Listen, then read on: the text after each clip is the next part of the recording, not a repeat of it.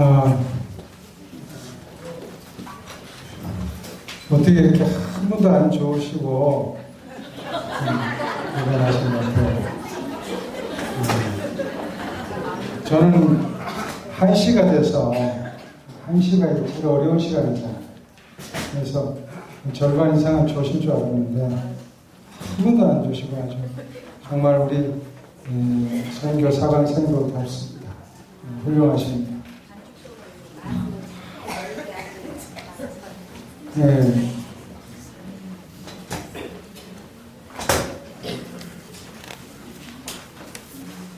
자, 이제 부활과 재림신앙에 대해서 시간 될 때까지 제가 한 약속대로 좀 일찍 마치겠습니다.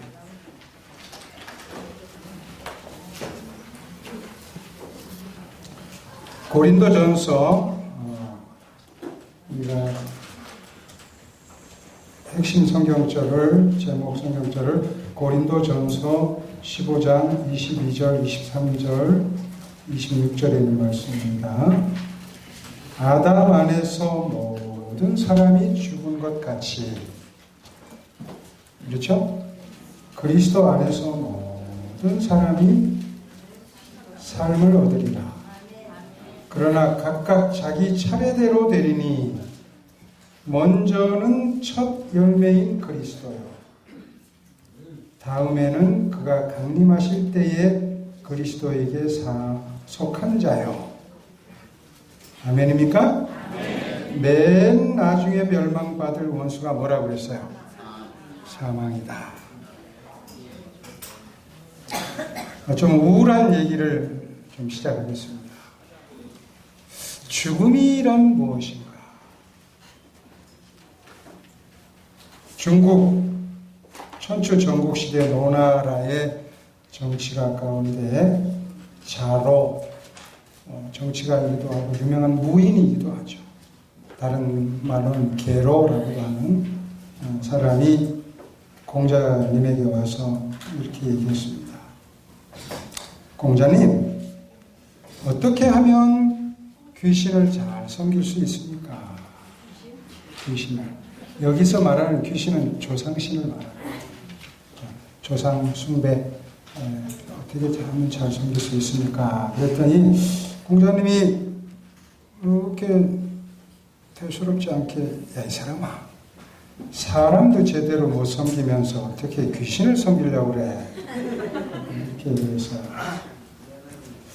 그러니까 조금 쭈삣했어요. 큰맘 먹고 공자님한테 물었는데 퉁명스럽게 툭 쳐내듯이. 그러니까 그 다음에 감히 여쭙겠습니다. 죽음이 무엇입니까? 이렇게 물었어요.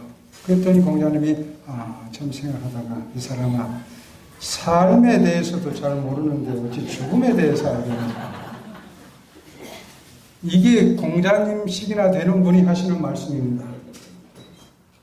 사람들이 모든 종교가 사실은 죽음과 이 죽음의 문제를 극복하기 위해서 생긴 것이 종교예요. 예. 그러나 사실 따지고 들어가 보면 사람들이 몰라요. 모를 수밖에 없어요. 여러분, 현 시대를 가리키는 한 분명한 단어는 북확실성입니다. 어떻게 될지 몰라요. 그러나 가장 분명한 사실 하나는 죽는다는 거예요. 그렇죠. 언제 죽을지, 어디서 죽을지, 어떻게 죽을지, 이것만 모르지 죽는 건 확실해요. 예, 그래서 그 묘비명에 보면 참 아주 이걸 정난하게 보여주는데, 소설가 어니스트 밀러 해밍웨이, 유명한 분이죠. 1954년에 노벨상을 수상한 분인데, 이분은 결국 61년에 자살했어요. 근데 아마 자살하기 전에 유언으로 남긴 것 같습니다. 내가 죽거들랑 묘비명을, 이 묘비명은 한국 사람에게 굉장히 중요해요. 관직이 없으면 뭐라고 이제 표시하냐면, 그 학생 부분 신이라, 이렇게, 그게 관직이 없는 사람들은 그렇게 표해요. 지금은 어떤지 모르지만 최근까지 공무원들이 5급 사무관이 되려고 막 이렇게 하는 게 뭐냐면 5급 사무관이 돼야만 직급을 묘비에 쓸 수가 있어요. 그래서 6급 사무관 되는 그 연세 많은 분들이 막 그렇게 시험도 보고 막 그렇게 하는 게 다 그겁니다. 근데 이 어니스트 해밍웨이가 뭐라고 하냐면 그 묘비명을 일어나지 못해 미안해요. 좀 문학적으로 했습니다. 그죠? 근데 그런 줄은 알아서 다행이에요. 일어나지 못해 미안해요. 이 벤자민 프랭클린은 미국 건국의 아버지입니다. 이분이 정치가 뿐만 아니라 이 피레침 있죠. 피레침 이렇게 그 번개 칠 때 이렇게 흡수하는 거 그거 발견한 사람. 그 다음에 다초점 렌즈 이런 거 발견한 사람. 여러분 미국 돈 100달러짜리 그 10달러짜리에는 사무엘 헌팅턴이 있고 100달러짜리의 그 그림이 이 프랭클린입니다.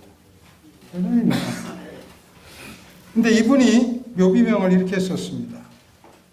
벤 프랭클린의 시신이 여기 벌레의 먹이로 누워있다. 벌레의 먹이로 누워있다.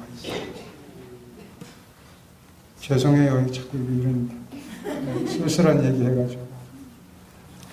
시인 장 드 라퐁텐, 이 프랑스 시인 아주 유명한 동화 작가인데 이 사람은 이렇게 묘비명을 썼습니다. 내가 죽거들랑 술통 밑에 묻어달라.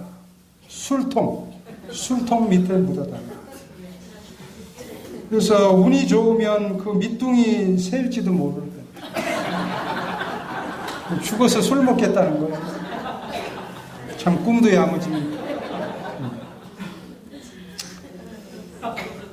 이 영국의 제임스 1세가 막 이렇게 죽으려고 하는데 갑자기 손을 이렇게 수저처럼 떨면서 얼마 결혼하지 않은 아주 예쁜 자기 부인을 불렀어요. 이리 오라고 그래서 부인이 일어나고 갔더니 귀에다 이렇게 됐더니 여보 재혼하지 마. 참 별 걱정을 다 해요. 어련히 알아서 잘 할까 봐. 그렇죠? 우리가 문상 가서 겨우 한다는 말이 드릴 말씀이 없습니다. 죽음은 그런 것입니다. 제가 이렇게 어떤 바빠서 택시를 탔는데 연세가 연만하셔야 이른이 넘으신 어르신이 이렇게 운전대를 잡고 운전하셔서 건강해 보이시긴 하지만 참 수고하신다. 그래서 제가 위로한다고 아유 힘드실 텐데 그래도 운전하시는데 어려움 없으세요? 그랬더니 턱 던지는 말씀이 아유 어떡합니까? 먹고 살아야지. 여러분 진짜 우리가 먹고 삽니까?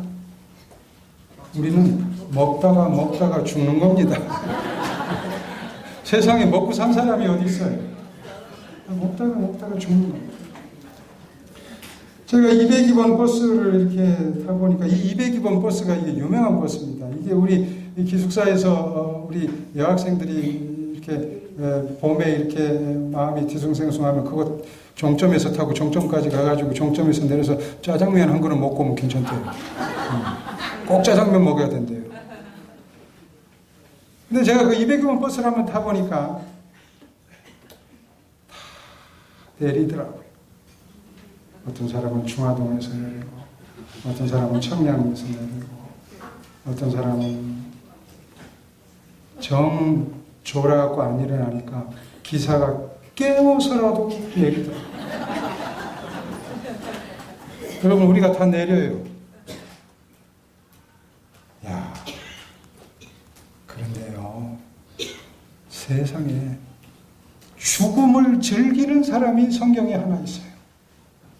죽음 정도는 아무것도 아닌 걸로 여기고 살아있어? 좋아. 죽어? 더 좋아. 이런 사람이 하나 있어요. 누굴 것 같아요? 사도 바울이에요. 빌립보 1장 21절 24절에 있는 말씀을 한번 보겠습니다. 빌립보 1장 21절에서 24절 이는 내게 사는 것이 그리스도니 죽는 것도 유익함이니라. 아멘. 그 다음에 보세요. 22절에 그러나 만일 육신으로 사는 이것이 내 일의 열매일진데 무엇을 택해야 할지 나는 알지 못하노라. 지금 막 고민을 하고 있어요. 내가 그 둘 사이에 끼었다. 차라리 세상을 떠나서 그리스도와 함께 있는 것이 훨씬 좋은 일이지만, 그렇게 하고 싶지만 내가 육신으로 있는 것이 너희를 위해서 더 유익하니. 그러니까 무슨 말이에요? 하나님께서 내 생명 연장해 주셔가지고 있으면 하나님 사업하니까 좋고, 그 다음에 내 생명 가져가시면 주님 만나니까 더 좋고, 나는 지금 이거 하고 싶은데 얼른 주님 앞으로 돌아가고 싶은데 주님이 내 생명 살려주시니까 교회 사업하는 게 좋다. 그래서 사도 바울은 내가 죽고 사는 게 문제가 아니라 내 속에 누가 계실까? 내게 사는 것이 그리스도니 죽는 것도 유익합니다. 이렇게 여러분 죽음을 앞에 놓고 이 정도 하면 이 신앙이 진짜 잘된 신앙입니까? 여러분, 제가 오늘 굉장히 중요한 말씀을 드릴게요.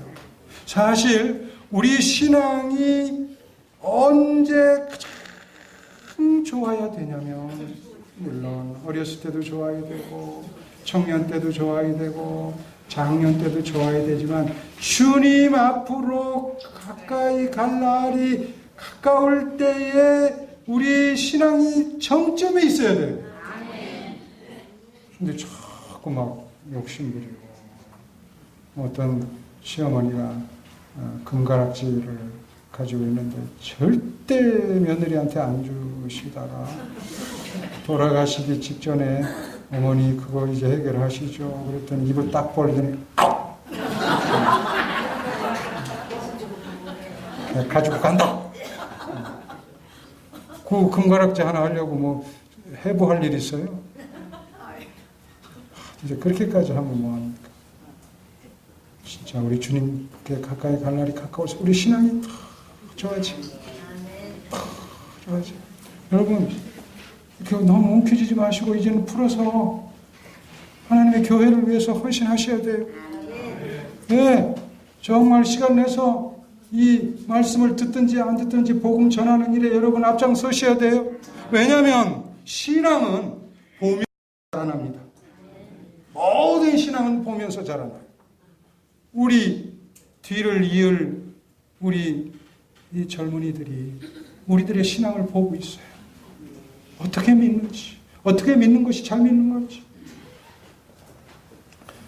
예수님은 죽음을 무엇이라고 했습니까? 누가복음 7장 11절 17절에 나인성 갔는데 좀 기구합니다. 과부의 아들인데 독자였습니다. 예, 얼마나 기구합니까? 그렇죠? 과부의 아들인데 둘이 있는 것도 아니고 또 뭡니까? 독자예요. 근데 이 아들이 죽었습니다. 그래서 이 어머니가 한번 생각해 보세요. 정신을 못 차리겠죠. 세상에 자식 먼저 보낸 부모가 어떻게 살 수 있습니까? 그것도 하나밖에 없는 아들입니다. 의지할 데도 없습니다. 그저 남편인 것처럼 생각하고 살기도 하고 아들인 것처럼 생각하고 살기도 했을 겁니다. 그렇지 않아요? 그 참 여기 말씀이 과부의 아들이었는데 독자였습니다. 그가 죽었습니다. 그런데 우리 주님께서 그 죽음을 뭐라고 말합니다. 청년아, 내가 내게 말하노니 일어나라. 내가 내게 말하노니 일어나라. 마치 잠자고 있는 사람 깨우듯이 내게 말하노니 일어나라. 마가복음 5장 35절 43절에 12살 된 회당장 야이로의 딸이 죽었습니다. 그러면서 주님께서 뭐라고 합니까? 이 아이가 죽은 것이 아니라 뭐한다? 잔다. 그리고 달리다 봄 그래서 이게 뭡니까? 소녀야 일어나라 그랬더니 일어나서 걸었습니다. 요한복음 11장 17절 44절 거기 나사로가 죽었습니다. 나사로는 어떤 사람이냐면 예수님이 이렇게 어디 목회 나가셨다가 힘들고 그러면 그냥 쑥 들어가고 나사로 밥 이렇게 하면 밥 주는 집이에요. 목회자들도 이런 성도들이 있으면 참 좋아요. 그렇죠. 이렇게 방문 갔다가 그냥 크게 뭐 이렇게 예의 안 갖춰도 집사님 저 가도 됩니까? 아유 목사님 어서 오세요. 차는 많지 않지만 그저 이렇게 하고 똑딱똑딱똑딱 해갖고 된장찌개 보글보글 그래가지고서 이게 좀 얼마나 좋습니까? 저는 지금도 그런 집사님 생각이 나요. 제가 목회할 때. 그리고 저에게 이렇게 얘기하면, 목사님 언제든지 오시라고. 그 한번 갔더니 안 계셨어요.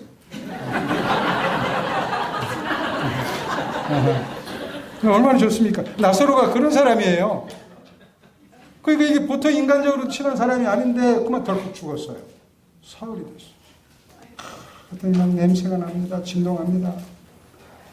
근데 예수님께서 뭐라고 말합니까? 나사로야, 나오라. 그랬더니 나왔는데 막 그냥 나왔어요. 막 이렇게 배로 막 묶은 거 막 이렇게 나와가지고 이렇게 강시처럼 이렇게 해가지고 막 이렇게 나왔어요. 얼굴을 수건에 막 이렇게 묶어가지고.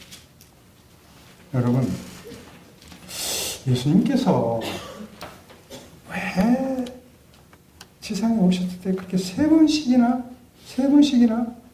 그 죽은 사람을 살리셨을까요? 우리가 성경을 공부하는 목적, 이렇게 공부하는 방법은 이렇게 왜라고 하는 물음을 해보면서 공부하면 은혜롭습니다. 왜 그러셨을까요? 네? 30-20분이잖아요. 네.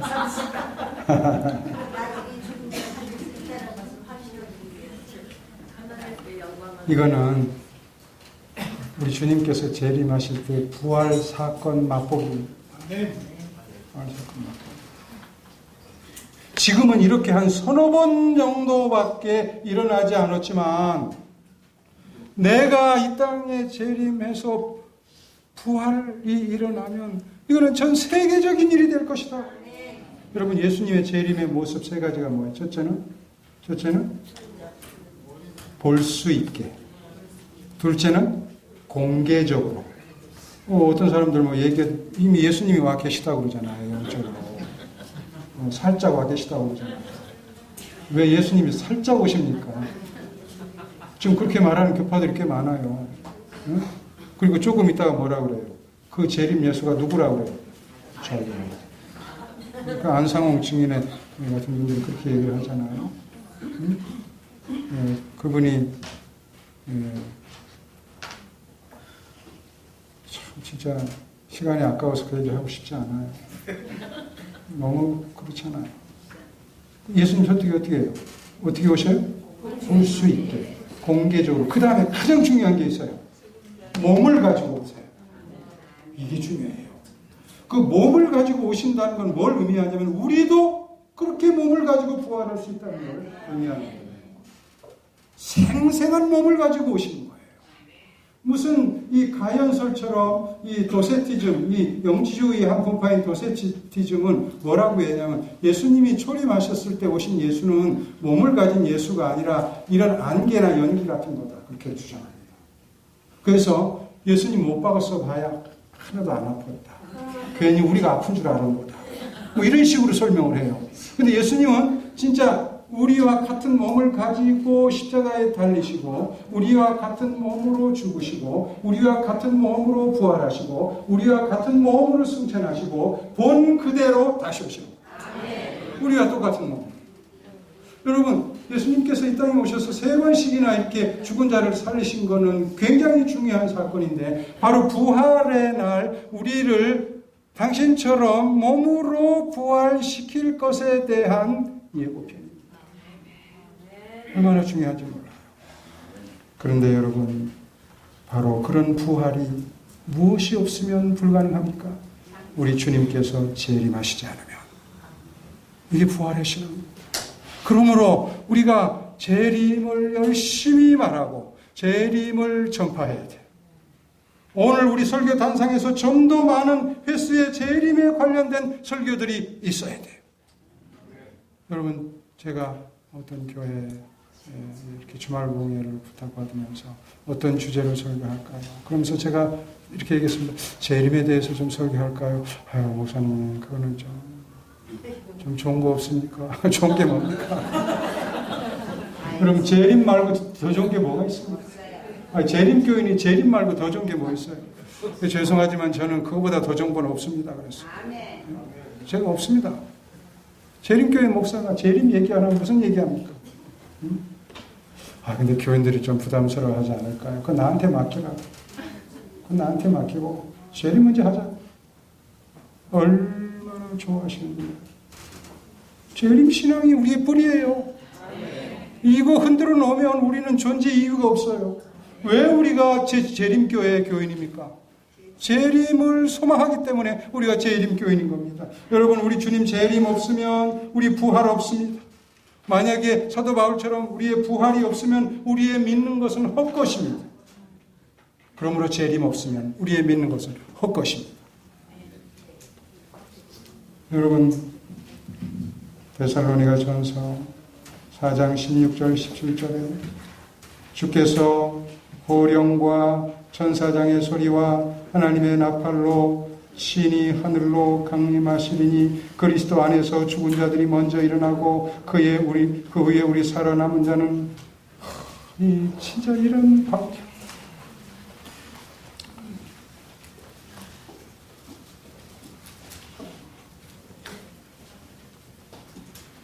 여러분, 제가 이제 말씀을 마치면서 요한복음 11장 25절에 나는 부활이요 생명이니 나를 믿는 자는 죽어도 살고. 여러분, 세상에는 두 종류의 사람이 있어요. 죽으면 그냥 죽는 사람. 또 한 종류의 사람이 있습니다. 죽어도 사는 사람. 여러분, 그냥 죽으면 죽어요. 그러나 우리는 죽어도 사는 사람. 제가 이제 우리 성도님 가운데 어떤 어르신이 이렇게 운명하실 때가 가까워서 방문을 해보면 이 재림신앙을 가지고 계시다가 돌아가시는 분을 부모로 둔 자녀들과 그렇지 않은 자녀들의 모습이 너무 차이가 나요.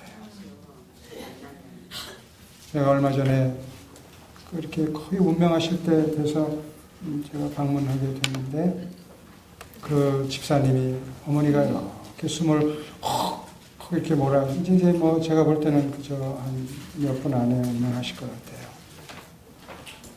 근데 그 집사님이 이렇게 얘기해요. 엄마 그동안 참 우리 키우느라고 고생했어. 엄마 고마워. 근데 엄마 하늘나라 가서 만나자. 그렇게 얘기하는데 그게 그냥 옆에 사람하고 그냥 얘기하듯이 하세요. 제가 그걸 보고 얼마나 감동이 됩니다. 이게 재림신앙이 이런 거구나. 이런 거구나. 근데 어떤 때 이렇게 가서 보면요. 부모님이 신앙 없이 이렇게 돌아가시면 그 자녀들이 그냥 어쩔 줄을 몰라요. 목사님은 어떤 식으로 해야 될까요? 교회식으로 해야 될까요? 식부터 복잡해요. 세상식으로 할까요? 너무너무 복잡해요. 근데 그냥 재림신앙 가지고 계시다가 주님 안에서 잠드시면 모든 게 평화로워요. 엄마 먼저 가 계세요. 저도 참 믿을게요. 그러면 좀 이렇게 어려운 중에서도 고개를 이렇게 끄덕끄덕 하시고 손 꼭 잡고 제가 임종 기도를 하면 이렇게 어떤 때는 이렇게 이렇게 조그만 소리로 말씀하시고 어떤 때 보면 입을 이렇게 다시 하시면서 돌아가세요. 나는 부활이요 생명이 나를 믿는 자는 죽어도 살겠고. 여러분, 우리가 죽으면 죽는 사람이 아니라 죽어도 사는 사람입니다. 이게 재림의 신앙입니다. 오늘 우리가 정말 재림신앙은 무엇입니까? 그것은 창조의 신앙입니다. 흔들림이 없는 하나님이 우리의 창조주시다. 재림신앙은 무엇입니까? 안식일을 회복하는 것입니다. 재림신앙은 무엇입니까? 부활의 소망을 가지고 그분이 다시 오셔서 우리를 몸 그 자체로 깨워주시기를 소망하고 기다리는 신앙. 오늘 우리가 이런 신앙의 소유자가 되시기를 간절히 바라면서 말씀을 마칩니다.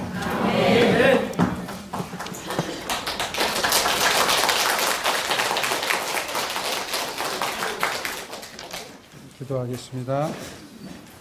내려오신 하나님 아버지, 이렇게 바쁘고 또 해야 할 일이 많은 가운데 이렇게 우리 교회의 충성스러운 우리 성도들이 하나님 말씀을 듣기 위해서 열일을 제쳐놓고 먼 거리에서 이렇게 올 수 있도록 그 마음자리를 허락해 주셔서 감사합니다.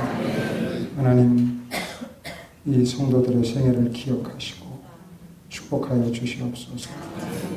신앙생애와 그 경영하는 들과 그 가정과 특별히 자녀 손들에 이르기까지 하나님의 선하신 손길로 좋은 길로 인도해 주시옵소서. 이제 집으로 되돌아갈 때에 하나님 교통편이나 모든 면을 안전하게 하시고 다음에 만날 때 건강한 모습으로 만나게 해 주시옵소서. 예수님의 이름으로 간절히 기도합니다.